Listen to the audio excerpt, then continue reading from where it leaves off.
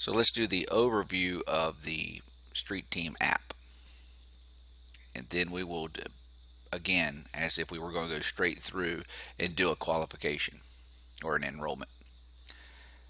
There's 15 simple steps from launching the Street Team app to all the way to actually being completed. So let's go ahead and get started. Step one, pretty much after you open your app up, step one is basically launching it, so you just hit start. This is the time that I recommend that you check your connection. Wherever you are at the time of when you have your tablet, you always want to make sure that your tablet or your electronic device has proper connection so that you're making sure that you get good uploads for your proofs onto your tablet and to be submitted to Safelink. So you can do two things. One, you can tap the right top button, which is the check connections, which will let you know how it seems that your tablet is going to operate with the app, or as on your link, your important links, there was the speedtest.com, or you can go to the Play Store and get speed test and be able to check the speed of your tablet. I always recommend, no matter where you go, even if you pick up and move 100 feet, always turn your tablet off, turn it back on to reboot it, so it will always pick up the best connection available for your tablet.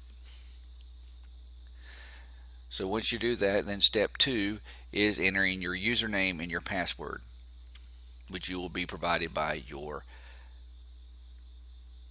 manager.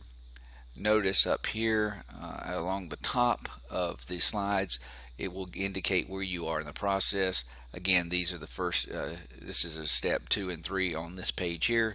Again, put in your username, your password. Step 3 is putting in a zip code that you're actually working with the applicant.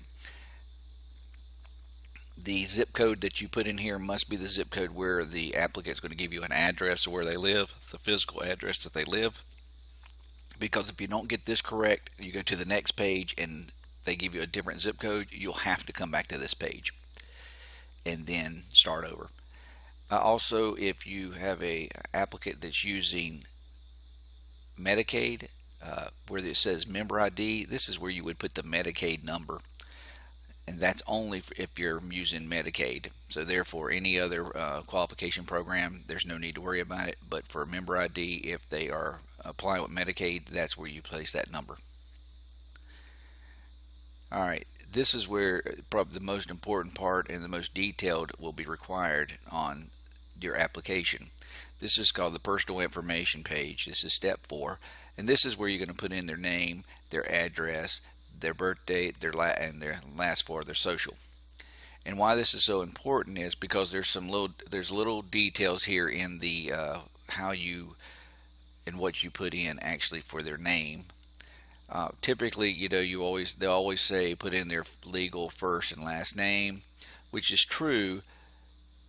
The challenge is when an individual is providing you a government program proof, for example, a food stamp card, you need to make sure that what you enter in this first name and last name is what's exactly on that card.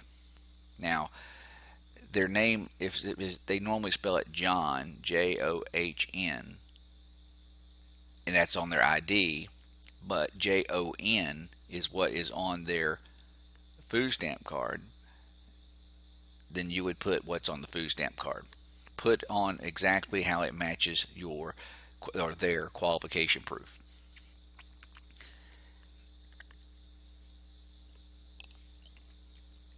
And then if there's a reason to, which we'll discuss a little later, if there's a reason that they have to provide additional proof, such as their personal ID information, meaning they have to show their birth date and their social security number, if they don't match exactly to the proof that they're using to qualify with, it all will be rejected. So If you're in an optional state or mandatory state, doesn't matter, but if you're in an optional state, again, that's a state where the state will verify the person's program. If for some reason they have to show the personal information, they have to show an ID and their social security card and their qualification proof, and they don't match, my recommendation is go ahead and provide their personal ID information, the birth date and the social security card, and then let the state verify the qualification proof. But that's the only time that I would recommend that. All other times, definitely provide qualification proof when you are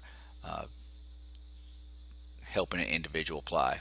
And in most of these cases, that's the only thing you have to take a picture of is the qualification proof. And I'll give you an example of something not matching. If you put in the personal information and it doesn't match. Here is a prime example. As you can see, this is a Medicaid card. The Medicaid card does not have a space between Cristobal and Lopez, but on the Social Security card, you can see there was a space.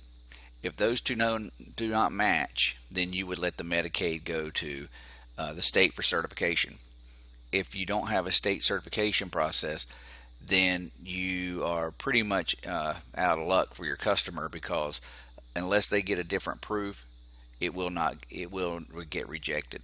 Same thing here. Here is a food stamp card.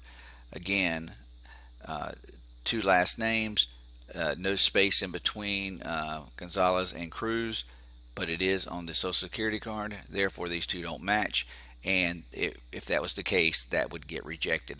So again, go over your state interface. If you're an optional state and you have this situation, let the card go be verified, because here, let's say this is a North Carolina card, and you can see in North Carolina they do food stamps, TANF, and LIHEAP. They will verify, but Medicaid they would not. So therefore, Medicaid, this particular person would have to go get a new Medicaid card for us to be able to help them. But it is that critical that it matches. But if you were going to put this name on the field, as we talked about in the first name and last name, you would put it exactly the way it is on the Medicaid card without the space.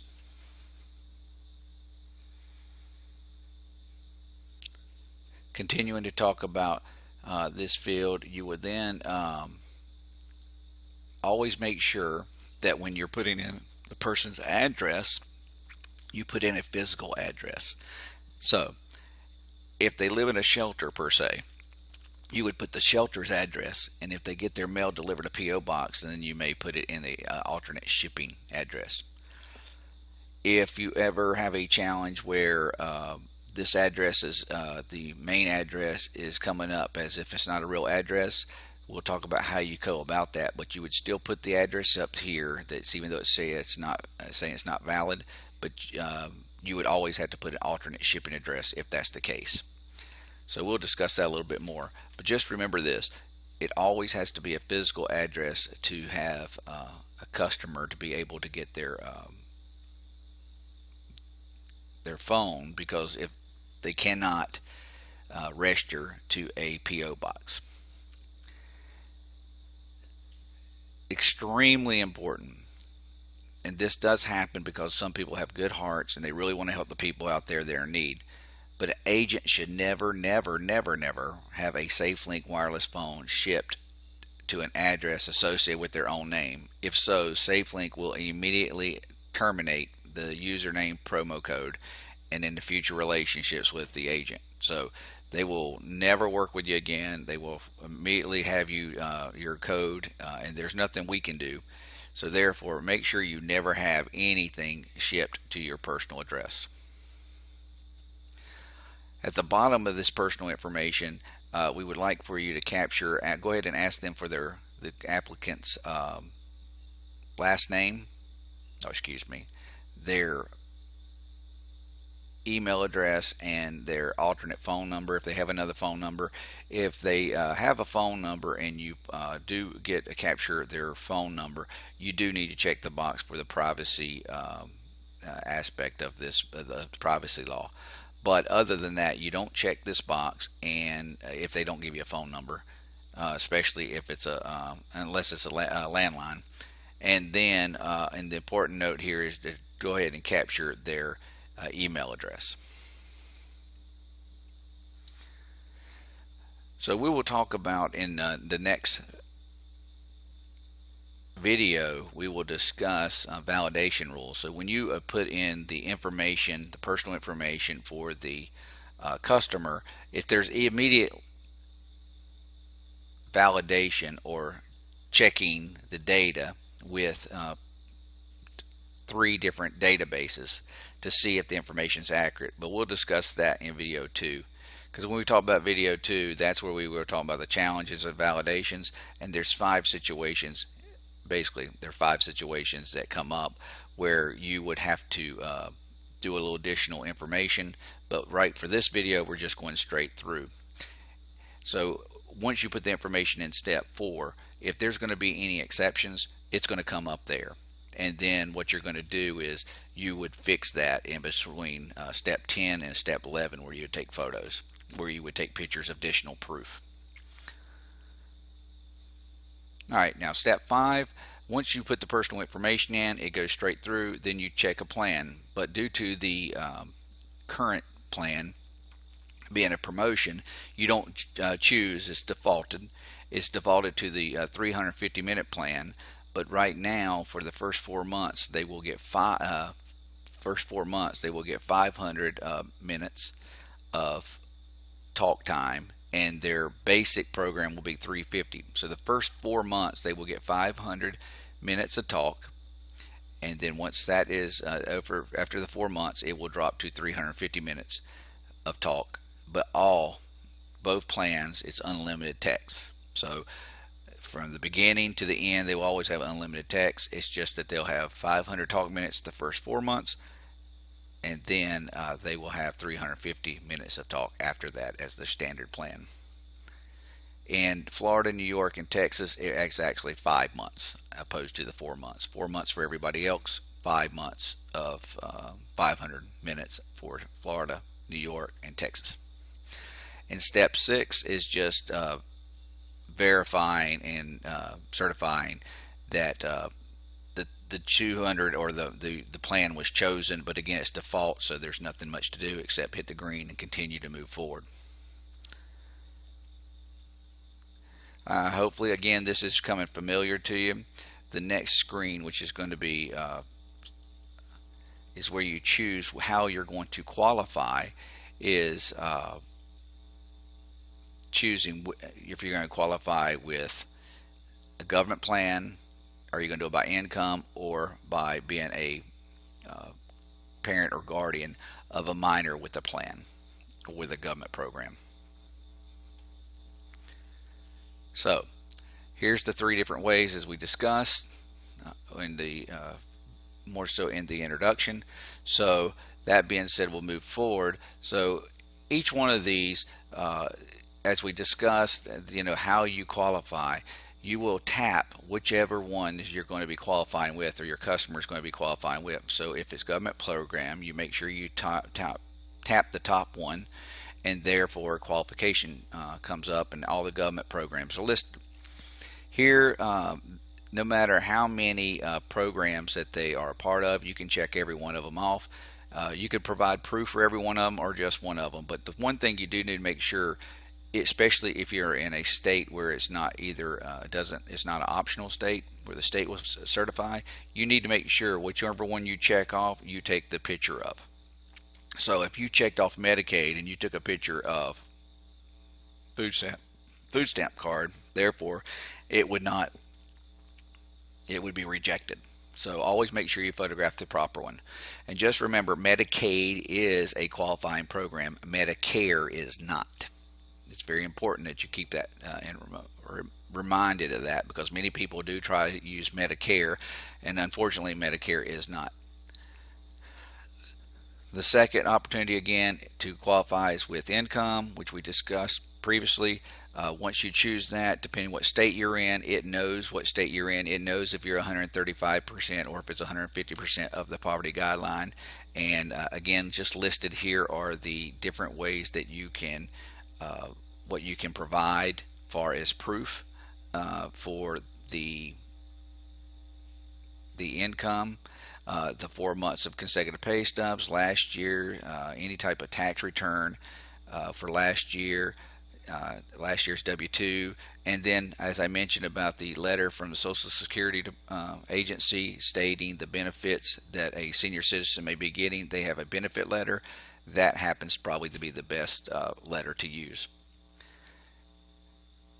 Then the third opportunity to qualify, as we discussed before, again, is the applicant's is a parent or guardian of a child who's in a either a per se Medicaid or national free lunch that they're going to use the child's benefit to qualify with. So when you are applying, the adult's information is all applied in that step where we put all the personal information, and then once you choose this tab, this screen is going to come up where you would put the child's information. The key here is to make sure you get the information completely accurate, dot the I's, cross the T's, from the child's information to here, because there will not be anything that will indicate whether it's correct or not. There'll be no database that highlights whether it's correct or not. So if you don't get this correct off the paperwork that you have, and again, it should match exactly to the qualification proof, no matter how it's spelled or whatever, it needs to match exactly to the qualification proof. Put the child's information in there, and then the next screen would be choosing which plan that the child's a part of. And again, remember that a parent or guardian must have their own personal Social Security number, or they cannot apply. Even though the child may have the plan or the government program, and the child may have a social, but if the parents don't have a social, they cannot apply. So when you're putting in the personal information at the very beginning on the personal information on step 4, it's the parent's Social Security number you're putting in, not the child's. All right, so once after you choose a plan, then the next thing you're going to go through, this step 8 is just going through the disclaimers. You're to make sure that you read all of these disclaimers to your customer. The main thing is saying that they understand it's a government program, that they understand within 30 days they move, they let somebody know. They also, if you know the government program, let's say, or however they're qualifying, even low income, if they're qualifying, and let's say they no longer get their benefit. For example, let's say they win the lotto, and therefore they're not going to be able to get the free phone anymore because they lost their benefit.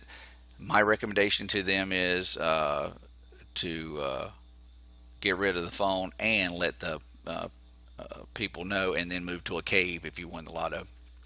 But in all honesty, and joking aside, the phone is a track phone. So even though they don't get the free minutes anymore, they can keep their phone. They can keep their phone number, and as long as they just buy track phone minutes to add to their phone, again, it becomes just a traditional track phone opposed to a Safelink phone. The Safelink phone aspect is the free government minutes to them.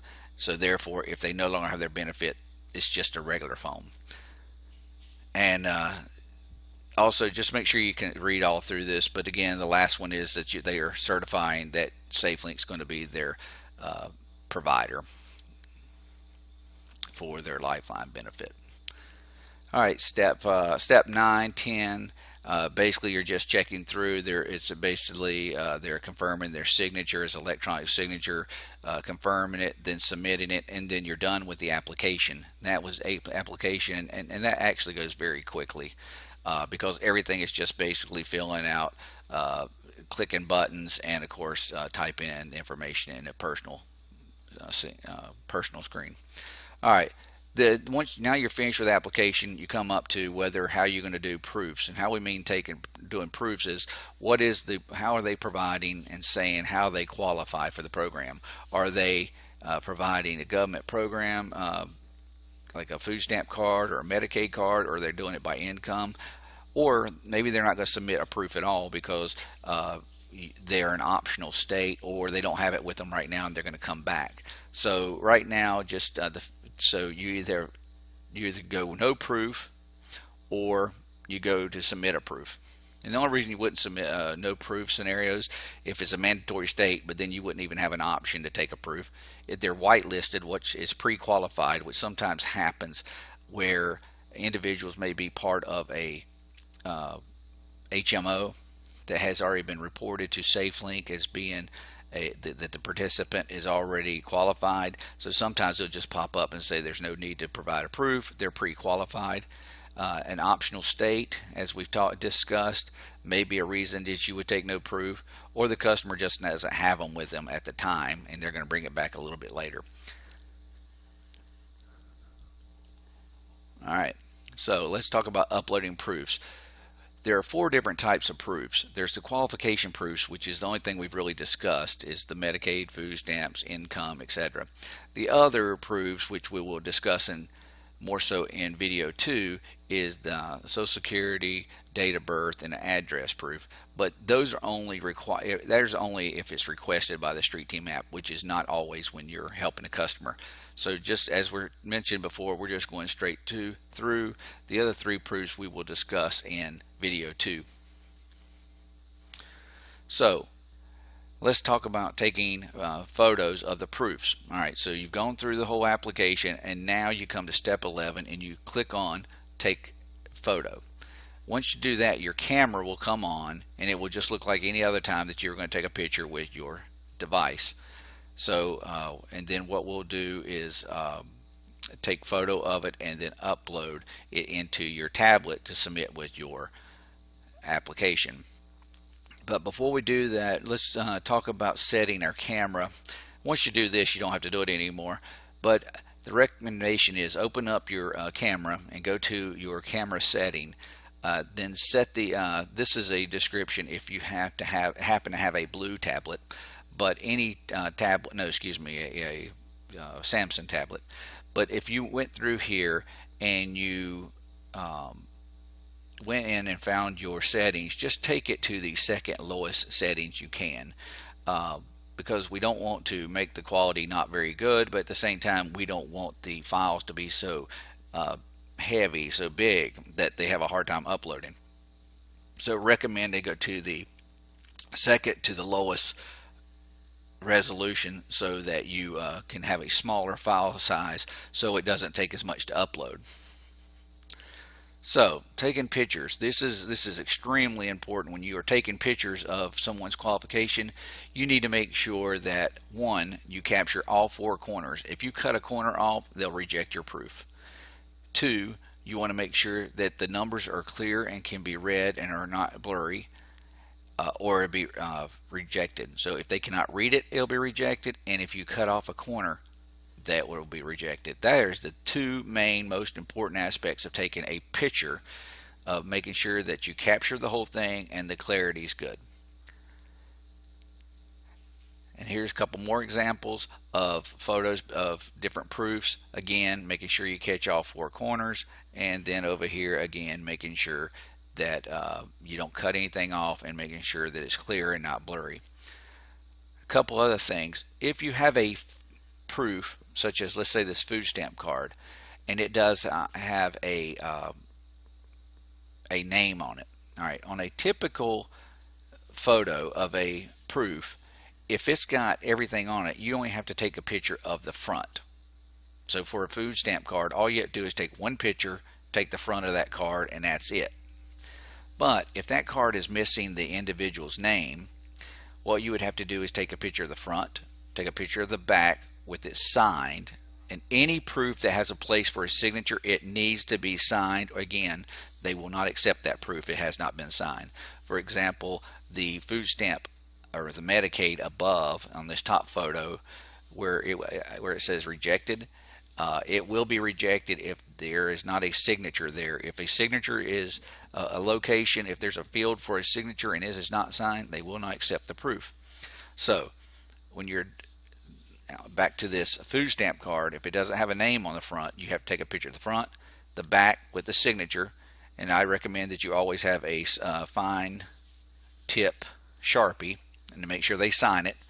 Make sure there's no tape or anything on the back side of it so it looks like it's trying to be fraudulent. This is why they actually have them to sign it, because they don't want other people using this card. So if it has no name on it, instead of you're seeing your customers take this card and keep handing it to each other and applying with the same card, that's going to get you fired if that's what happens, because it's going to look like you're doing something fraudulent by using the same qualification proof. So you want to make sure they sign the back of it with their name, and then they have to give a supporting ID such as a social security card, a driver's license, etc., to be along with the proof of the card. So you take the front, the back with it signed, and a ID when it has no name on the front. All right, the next thing is make sure that you don't take all the photos with one shot. If you've had to give multiple photos of something, always make sure that you do individual shots. And except with Social Security card, when you do Social Security card, you definitely have to, well, I say don't have to, that you'll have to on all of them. Just make sure you take pictures of individuals. On the food stamp card, you can take a picture of it and the ID together. If you want to take the back side with the signature and the ID, that would be fine. But for the most part, do individual photos. It'll keep your picture downsize as well, as far as the size of the file. All right, so step 12, you've taken the photo. Here, then you're just going to verify it's clear. It's just a reminder, because you really won't be able to see in this thumbnail how clear it is or not. It's not a very good window. Plus, if you have a blue tablet, it will be a straight line with an X mark. That means that that picture is in there. There is a bug with this particular app right now with the blue tablets. So if there is a line with an X mark, that means that you did get the photo in there. Just trust it, click onto it, and submit it. But you can always make sure it's clear before you ever put it to go to step 12. At step 11, when you take a picture, you'll see it and you'll say either retake or cancel or save. But when you hit save, then you'll know that that's the picture you're having uploaded. So just make sure that's clear. The photo, once you click onto the little box here, a check mark comes on. Or if you wanted to do another photo, you could just X out, and then in case you were concerned about it, you can X out and go back and take another photo. And you can take as many photos as you want. So every time you would do that, you'd take a photo and it would come on here. Then you could hit the take photo button again and do a second photo, a third photo, or how many photos you want to upload. And again, you click on here. Once you're done, the submit button will turn green, and then you'll submit. Step 3 will show you that it went up successfully. If it didn't, then it will let you know, and then you just click and say OK.